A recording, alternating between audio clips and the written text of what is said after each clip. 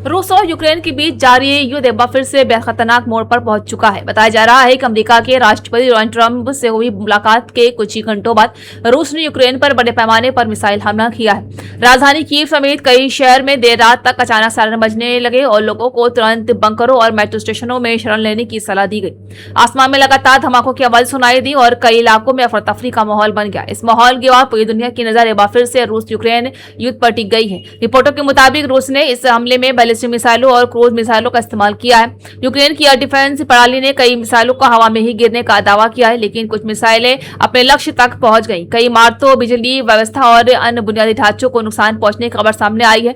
स्थानीय प्रशासन ने लोगों से सुरक्षित स्थानों पर रहने की अपील की है और राहत एवं बचाव दलों को तुरंत प्रभावित इलाकों में भेजा गया है। इसी बीच एक और बड़ी खबर सामने आई है, जहां यूक्रेन का एक F-16 लड़ाकू विमान मिशन के दौरान दुर्घटनाग्रस्त हो गया। शुरुआती जानकारी के अनुसार विमान एक ऑपरेशन पर था, लेकिन उड़ान के दौरान हादसे का शिकार हो गया। हादसे के कारणों की जांच की जा रही है। अभी स्पष्ट नहीं हुआ है कि दुर्घटना तकनीकी खराबी की वजह से हुई है या युद्ध के दौरान किसी अन्य कारण से। संसद में एक बार फिर से जोरदार हंगामा देखने को मिला है, जब आम आदमी पार्टी के सांसद संजय सिंह ने सदन में ऐसा भाषण दिया जिसने पूरे सदन का ध्यान अपनी ओर खींच लिया। अपने संबोधन के दौरान संजय सिंह ने सरकार पर गंभीर सवाल उठाए और कहा कि आज तक वो चीनी मिल कहते हुए उन्होंने एक पुराने मुद्दों को फिर से सदन में उठा दिया। उनके इस बयान के बाद सत्ता पक्ष और विपक्ष के सांसदों की भी तीखी बहस शुरू हो गई और देखते ही देखते सदन का माहौल गर्म हो गया। देखिए इस वीडियो में।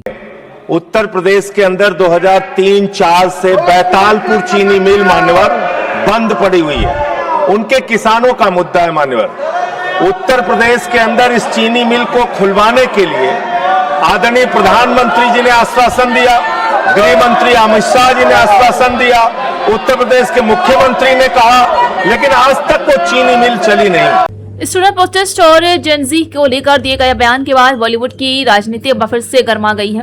अभिनेत्री और सांसद कंगना रनौत की टिप्पणियों पर अब राखी सावंत ने खुलकर प्रतिक्रिया दी है। राखी ने कंगना के बयान की आलोचना करते हुए कहा है कि देश के युवाओं और लड़कियों के बारे में इस तरह की टिप्पणी करना बिल्कुल सही नहीं है। दरअसल कंगना रनौत ने हाल ही में प्रदर्शन कर रहे छात्रों और नई पीढ़ी यानी जेनजी के व्यवहार पर सवाल उठाए हैं। उनके बयान के बाद सोशल मीडिया पर बहस शुरू हो गई है। कुछ लोगों ने कंगना की बात का समर्थन किया, जबकि कई लोगों ने इसे युवाओं का अपमान बताया। अब इस पर राखी सावंत अपनी क्या प्रतिक्रिया दी है, देखिए इस वीडियो में। खजवी कैसी है खजवी, क्या देकर मिनिस्टर बन गई तू? ऐसे तो तू कहीं बाहर जाएगी खजवी कंगना, तो तुझे तो कोई कुत्ता भी वोट नहीं देगा। पता नहीं तू क्या देखकर CM PM पता नहीं क्या बन गई है, खुदा गॉड नोज कैसे बन गई है। मंडी में बहुत बड़ी डी। सुन मेरी बात, हमारी लड़कियों की, देश की लड़कियों को क्या बकवास कर रही है चुड़ैल? हाँ क्या बकवास कर रही है मेरे स्टूडेंट लड़कियों को, मेरे देश की लड़कियों को? एक कान के नीचे थप्पड़ तो खाई थी ना एयरपोर्ट पे। हाँ तुझे डर नहीं है और थप्पड़ खाएगी सब जगह से। तो मेरे लड़कियों, मेरे देश की लड़कियों के साथ क्या बकवास कर रही है? हाँ जेड सिक्योरिटी तुझे दे दी है, जेड सिक्योरिटी के भरोसे इतनी सिक्योरिटी जेड लेकर तेरे में तेरे दम है ना, अकेली घूम।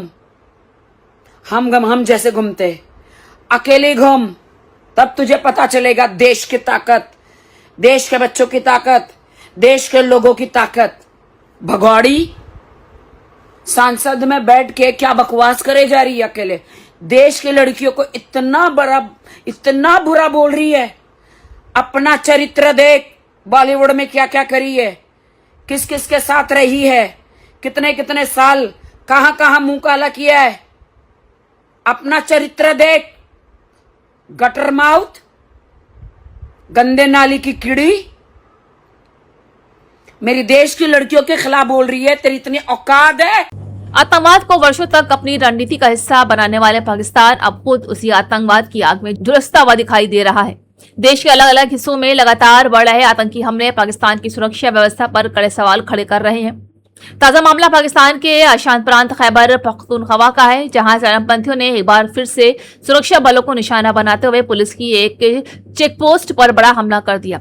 इस हमले में एक DCP समेत कम से कम 7 पुलिस कर्मियों की मौत हुई है, जबकि 24 से ज्यादा लोग घायल बताए जा रहे हैं। घटना के बाद पूरे इलाके में दहशत का माहौल है और सुरक्षा एजेंसियों ने बड़े पैमाने पर सर्च ऑपरेशन शुरू कर दिया। बताया जा रहा है कि देर रात भारी हथियारों से लैस आतंकियों ने अचानक पुलिस चेकपोस्ट को चारों तरफ से घेर लिया। इसके बाद अंधाधुंध गोलाबारी शुरू कर दी। पुलिसकर्मियों ने भी जवाबी कार्रवाई की, लेकिन हमला इतना तेज था कि जवान मौके पर ही शहीद हो गए। हमले में घायल पुलिसकर्मियों और स्थानीय लोगों को तुरंत अस्पताल पहुंचाया गया, जहां कई की हालत गंभीर बनी हुई है। खैर पख्तूनख्वा लंबे समय से आतंकवाद गतिविधियों का गढ़ माना जाता है। आए दिन यहाँ सुरक्षा बलों, पुलिस चौकियों और सरकारी ठिकानों पर हमले होते रहते हैं। पाकिस्तान की सेना और पुलिस लगातार आतंकियों के खिलाफ अभियान चलाने का दावा करती है, लेकिन इसके बावजूद ऐसे हमले रुकने का नाम नहीं ले रहे हैं। यही वजह है कि पाकिस्तान की आंतरिक सुरक्षा व्यवस्था लगातार चुनौती का सामना कर रही है।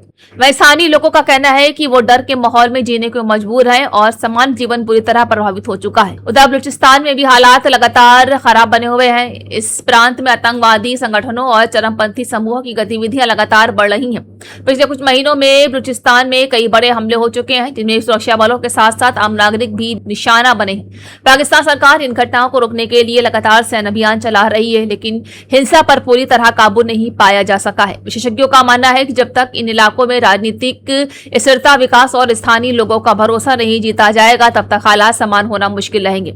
इस ताजा हमले के बाद पाकिस्तान सरकार पर एक बार फिर से सवाल उठने लगे हैं। विपक्ष सरकार से जवाब मांग रहा है कि आखिर लगातार हो रहे आतंकी हमलों को रोकने में सुरक्षा एजेंसियों क्यों नाकाम हो रही हैं। वहीं सुरक्षा विशेषज्ञों का मानना है कि आतंकवाद के खिलाफ केवल सैन्य कार्रवाई काफी नहीं है, बल्कि खुफिया तंत्र को और मजबूत करना होगा। इसी बीच पूरे पाकिस्तान में हाई अलर्ट घोषित कर दिया गया है और संवेदनशील इलाकों में सुरक्षा बढ़ा दी गई है। पाकिस्तान के सामने सबसे बड़ी चुनौती अब यह है कि वो अपने देश के अंदर फैल चुके आतंकवाद पर कैसे काबू पाए, जिन चरमपंथी संगठनों को भी रणनीतिक लाभ के लिए इस्तेमाल करने के आरोप लगते रहे हैं।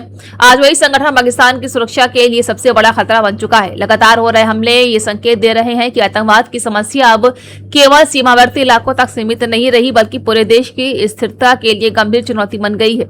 इस घटना के बाद सुरक्षा एजेंसियों ने आसपास के कई इलाकों में तलाशी अभियान शुरू किया है, जहां संदिग्ध ठिकानों पर छापेमारी की जा रही है और हमलावरों की तलाशी ली जा रही है। अधिकारियों का कहना है कि इस हमले के पीछे शामिल लोगों को जल्द पकड़ने की कोशिश की जा रही है।